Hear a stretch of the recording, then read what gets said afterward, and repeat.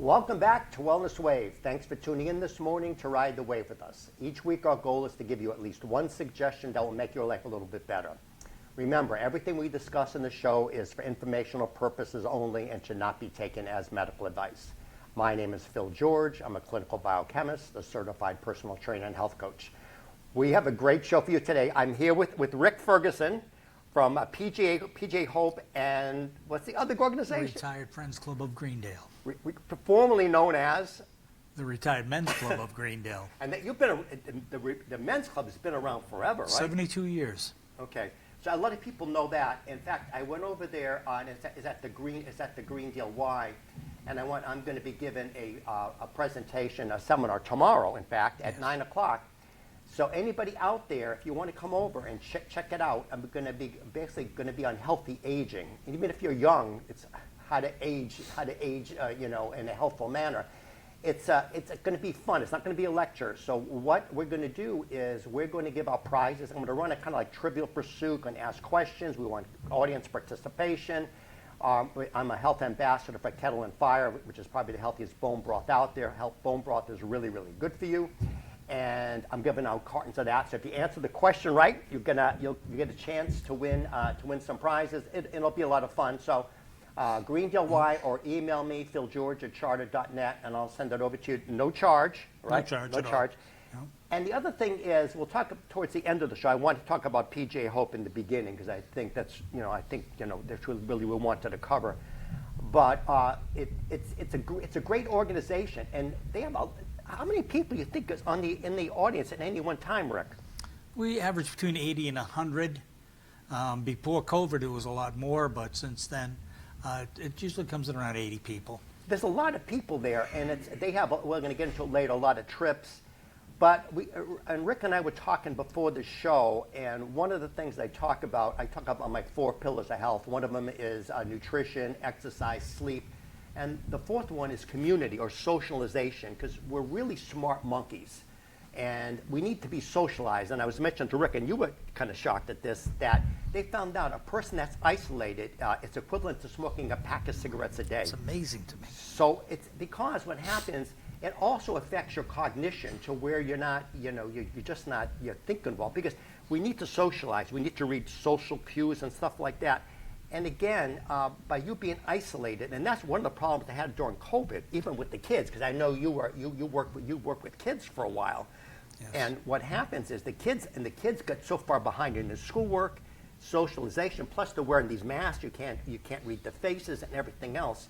So socialization, especially for people as they get older, because unfortunately a lot of the people I've known are dead now, so it's just it's just a matter of you have less and less people, and we're not working on a regular basis, right? I mean, in terms of being at a job, we're not at school, we're not this, so we don't have that kind of a socialization, anymore that we had before. And this is one of the things we're going to cover today, which is PGA Hope. So, Rick, can you tell us a little bit about PGA Hope? Sure. I got involved in PGA Hope 3 years ago. I was playing golf in the Retired Friends Club of Greendale's Golf League, and someone mentioned PGA Hope. They're giving lessons, and I wasn't interested till I found out it was free. And I went up and met some other people. PGA Hope. Hope stands for Helping Our Patriots Everywhere. And for veterans, active military, everything is free, from lessons to things we call OPDs, which is Operation Play Day. We have one a month through the summer at private courses at no cost to the veteran or the active military person. And we also get fed. We get people don't have equipment. We provide equipment for those people. And you're absolutely right about the socialization. The camaraderie amongst veterans is probably the primary positive thing that goes on with PGA Hope. We're taking people who have PTSD or physical, emotional challenges, going out on the golf course, concentrating on a little white ball, and forgetting about all the other issues, just concentrating on that ball. And we have a blast. And you don't have to have any experience whatsoever. I was asked to be an ambassador last year. Went down to Washington. I played Congressional Golf Course, and I met Lee Trevino and a bunch of other veterans.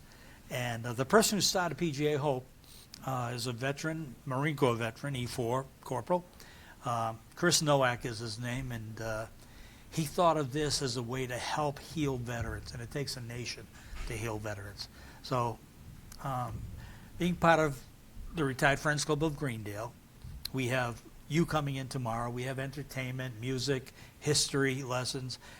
People come in for an hour and speak, and we have music, and we have a chorus, and we have trips, as you said. We have day trips, we have overnight trips, we have international trips, and I got exposed to PGA Hope, and it's the best thing that I've done since I got out of the Marine Corps in 1970. And you mentioning the whole thing about once you get on the golf course. I don't play golf personally, but I taught tennis. I coached the Becker College tennis team across the street, Worcester State College women's team. I coached them, and I played a lot of tennis. And like anybody else, I got a young family growing up. You got your normal problems that you're dealing with on a regular basis. Sure. But what I found is with tennis, and I'm sure it's the same way with golf, is once you get on there, you forget your problems. Absolutely. You forget your problems, because at that point in time, you're concentrating on hitting the ball, where it's going. You're watching other people. So for that hour or whatever it is to play golf, your problems are gone. You know what I mean? Absolutely. So and that's it. And the other thing, one of the things, in terms of business, they're talking golf as being a business game, because you go out there with other people, presidents of companies and stuff like that, and you're playing golf with them. They get to know you, and that's what I found with tennis. I made some of my greatest business connections playing tennis. Yes. Because normally, I was a poor kid growing up, and stuff like that. I wouldn't even, couldn't even sit in the same restaurant with these guys, because these guys are big time earners. But I found tennis as being a common denominator, Rick. Yes. And I think that's the way it was golf too. So what I liked was, even though all these guys had more money than I did, Rick, I was a better tennis player. So that was the common denominator, and I went on, and the tennis became a really big part of my life. And I think it's the same way. You can get really good at golf. So you get to meet other people, other types of stuff. But I think I wanted to mention, I had on my radio show, John, he was the head of the psychology department, and he is the head of the psychology department at Anna Maria College. And what John said, what they do is they actually give seminars and classes for first responders, because a lot of them have, PTSD, you're dealing with cops and stuff like that. It's awful. And what he found, and I'm going to relate this basically to the PGA Hope, what he said, what he found was that, in other words, if you're a cop, right, and you're stressed out to the nines, and I'm an academic from Anna Maria College, you say, you don't know what I'm going through. You don't understand what's like being a cop. You don't. Yes. So I can kind of teach you this stuff. He said what they found was, by teaching other cops how to deal with stress, those cops would be able to educate the other cops. Absolutely. And that's what it is. And I think it's the same way with vets. So in other words, it's the same thing. Maybe the golf pro isn't a vet. You can't understand, my PTSD, Right. the horrors I've seen in war, Right. all the stuff I'm going through. But you know what? If I'm a vet, and we're talking about Agent Orange, I was exposed to Agent Orange, and I can say, you know what, Rick? Yeah, I know what you're going through. Yes. This is what I've done. This is how I deal with it. So you're going to take that type of advice from me, a fellow vet, much more than you are from an academic or a golf pro. Absolutely. It's the same philosophy. By the way, tennis is a great game. I love tennis too. I worked 42 years in education, and then I started to play golf. And in 1969, on September 17th, I was wounded in Vietnam. I got hit with a mortar round and had 19 holes in my sigmoid colon. My sigmoid colon was just removed in October. I had a colostomy. They reversed it. And when I came home, the climate at that time wasn't like it is now, and we really weren't welcomed. Um, so there was a lot of baggage besides the physical stuff. There was a lot of emotional baggage. And now with PGA Hope, we have a lot of laughs with other veterans, different service rivalries, and it's all taken in good humor. We kill a lot of worms, but it's not the golf primarily. It's the camaraderie and being together, because everyone has a good shot, everyone has a bad shot. So I've been blessed to be exposed to PGA Hope, and so are my friends. Any veterans out there, contact me.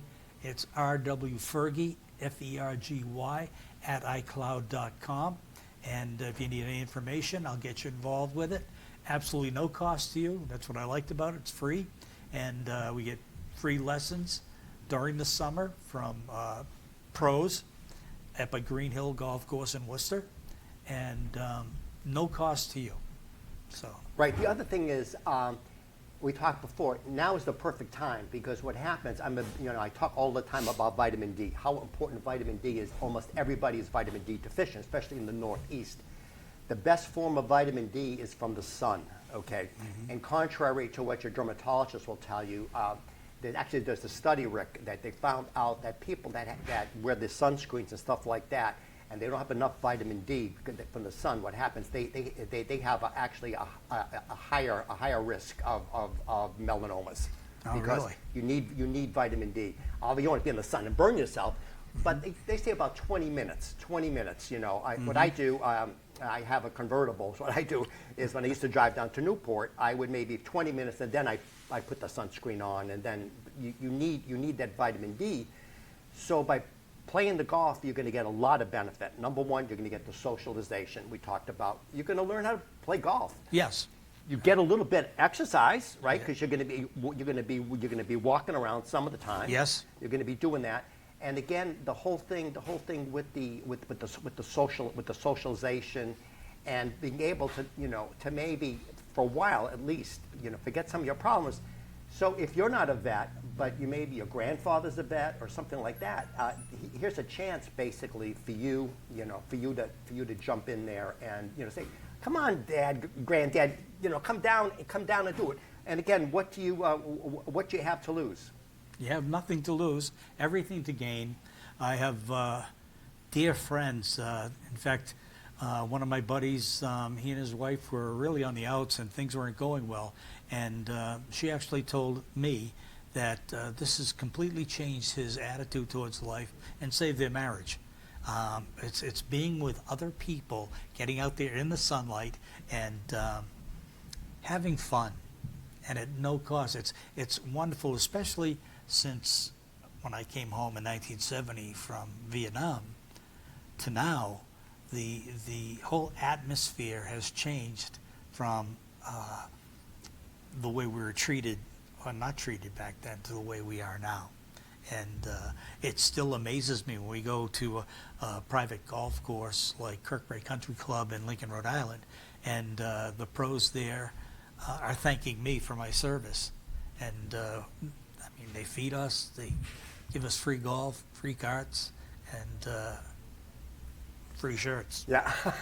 It's just an incredible opportunity, and I encourage all you veterans out there to give me an email.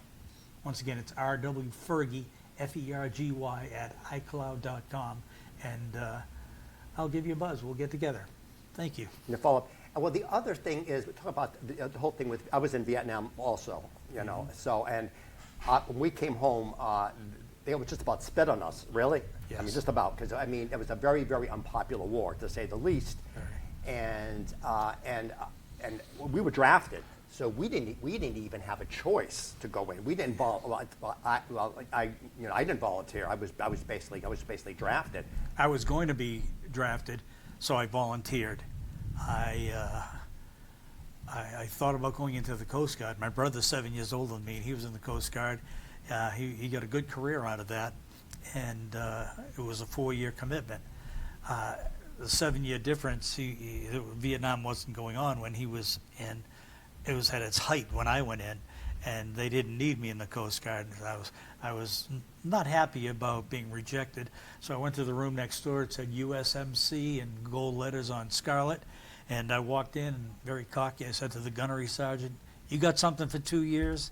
And he just smiled. I think he was fishing, and he caught me. And I went home, told my parents I joined the Marine Corps, and they both wept. I said, "Why did you do that?" My father was in the Marine Corps in World War II in the Pacific. So, but I had to do something. It was time. I had 1 year of college already.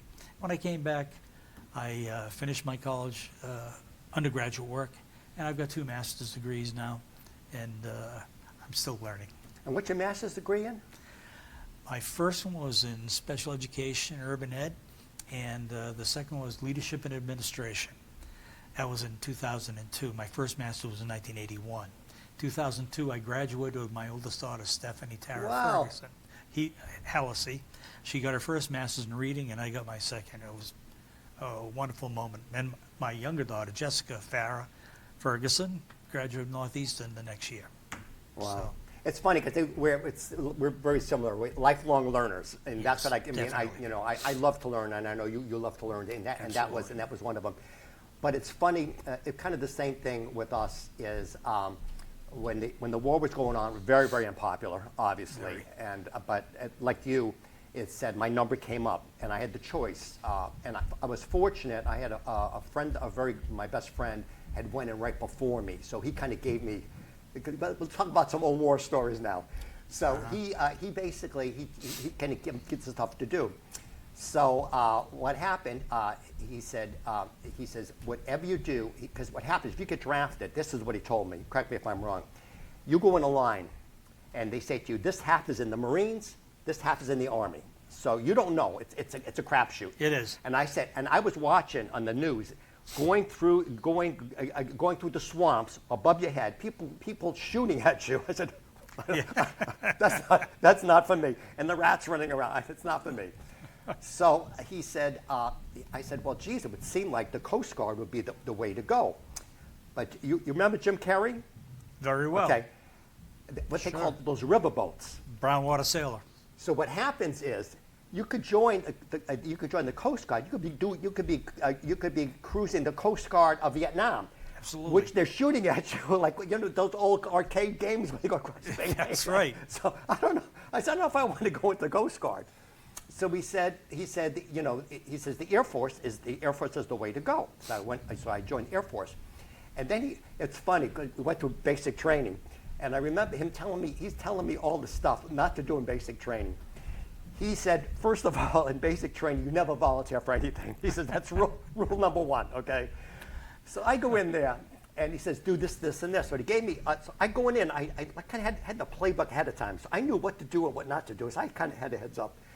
So we're all lined up, first day. The drill sergeant comes in, and he says, okay, guys, you mutts or whatever he called us. And we're sitting there, we don't know what to expect. And he says, okay, which one of you, rodents has a driver's license? The guys are saying, I'm not going to be able to drive around. They go, I can drive it. So I do raise my hand. He goes up and says, okay, grab this broom and drive. So I learned that right away. Absolutely. And anytime you think you're getting a plush assignment, but then you find out that they're just tricking you. Yes, there aren't any plush assignments.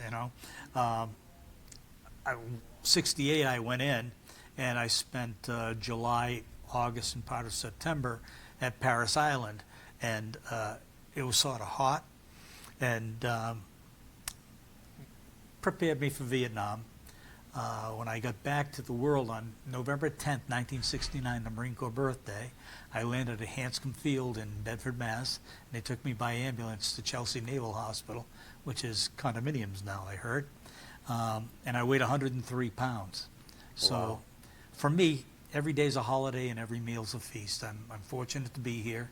The day I was wounded, about 30 men in my regiment were killed that day. So I was fortunate. But getting back here, I finished up my career in the Marine Corps and then got discharged and went back to school. The Veterans Administration has been very good to me. They've helped me all the way through school, paying for books. And so it was a payback for the service and the sacrifice. The VA has helped me. So I've got nothing but positive things to say about the VA. Plus, you meet wonderful people. I have a friend, a retired major from the Air Force, Rob Oliveri. He's from Worcester, and he lives in Winchester now, but he's I met him at PJ Hope function, and he happened to be sitting next to me. Never moved forward. Lo and behold, we're from the same city in Worcester, and his cousin got killed in Vietnam, Paul Bella, on Hamburger Hill. And I knew him. He was a friend of mine growing up. So we have this connection. And Rob's a lot younger than me, but there's this feeling between people who served of respect and camaraderie and appreciation. It's great to know you. Yeah. Thank you. And I think that's the other thing, is people cannot really understand what you've gone through unless they've gone through it. So you get that connection. So, and I think, correct me if I'm wrong, but I think what we're saying here, even much more important than the golf, is the camaraderie, to where basically where people get you. You also have a chance to meet, basically, other vets, and you can create, like you did, some very, very strong friendships. Oh, absolutely. Right now, that's a critical component of PGA Hope, because this ring simulates, it's a conversation starter, and it's called a 22 kill ring, and it's to remind people that 22 veterans a day are committing, shouldn't even use the word committing, are dying by suicide. And that's probably a low figure now, because a lot of the statistics are people who were in the military, and some aren't involved in the VA. Those are Veterans Administration statistics. And it's critically important to have that camaraderie and that connection. We have a new participant in PGA Hope this year, and he walked to Green Hill for the first lesson. We found out he's walking from downtown Worcester, and we've gotten him a ride there now, to and from, and he's loving it, where before he was isolated, just home. So this is a tremendous program.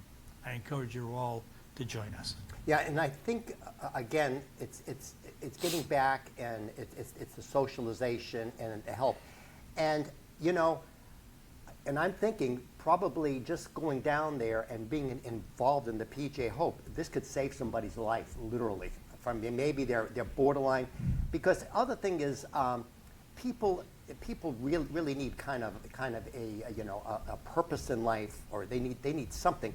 And one of the reasons why people get depressed and they commit suicide is because there's no more joy in their life. There's no more joy. They have nothing to look forward to. You get up every day and it's like it's the same old day. It's the same thing. It's this, and this, and you basically, what's the point? What's the point in living? And all of a sudden, then I'm guessing too is that you make some really good friends there. That gives you a purpose in life. But Joe's really down. I got to go visit Joe. I got to help this. So again, you're forming this community of like minds with like experiences. Absolutely. And go ahead. My best friend, Al Monfredo, is a sergeant in the Air Force, and 13 years ago he got prostate cancer, chemo, radiation, and he had his prostate removed. And we thought he was cured. He was exposed to Agent Orange, and just last year at this time he was 100%. In July he started getting pain in his lower back, and come to find out he had cancer of the adrenal glands. They sit atop the kidneys, and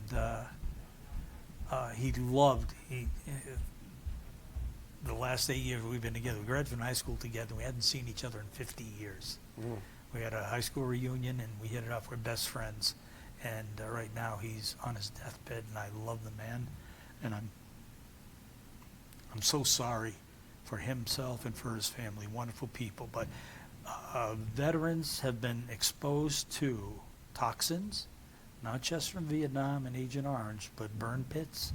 And 2 years ago, the PACT Act was passed, thank goodness, and they recognized my buddy Al that he had cancer before that. They didn't recognize it, and immediately got 100% disability. And it's nice to know that people that served in Thailand or Guam that are exposed to these toxins are being looked after now. Right, and I think again the other thing is exactly what you're talking about. If you come down with some kind of a medical issue or something like that, people have got your back. Absolutely. They'll come visit you. The other thing is that I'm sure you can help people even navigating the VA maze, right? In terms yes. of, so you have a lot of people, and when I was at I keep forgetting the name, Retired Friends Club Of Greendale. of Greendale, yeah, I finally got it right. People came up to you, and other people. What I like when you go in there, there's huge tables. With each table has something else, so you can walk by there. You have a question about this, you have a question about that, you can ask. And Yes. I heard them going up to you and asking, you know, what up at the VA, how do I do X, Y, and Z? So it's a tremendous resource. So we're gonna get into the Retired Friends Club, you know, shortly. Yes. But that's something else. Even if you're not a vet, okay, let's switch gears. Yes. Okay, we'll go into the Retired Friends Club. Even if you're not a vet, why don't you tell us about the Retired Friends Club? The Retired Friends Club meets between September and June. Tomorrow, the 12th of June, is our last formal meeting on Wednesday. It meets every Wednesday morning. Free coffee and from 8 to 9. The meeting starts promptly at 9 o'clock. We have a little in-house business. And then we have a speaker, such as Phil. And we usually get out about 10:15. So it's a short time, but we have more women getting involved in the in Retired Friends Club of Greendale now because it's opened up to them, and they love it. Yeah, so guys, check it out. Okay, I'll be there tomorrow, giving the seminar. You can email me at philgeorge@charter.net if you want to get a hold of Rick or get a hold of anything else. So, Rick, thanks so much for coming on. Thank you, it's Phil. Great. So, Welcome home. Yeah. So tune in next week. Even better, come to the seminar tomorrow. And thanks for tuning in. Thank you.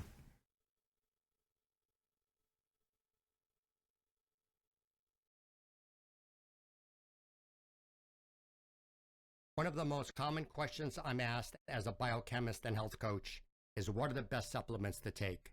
Choosing supplements is a tricky business. Many companies have poor quality control and questionable ingredients.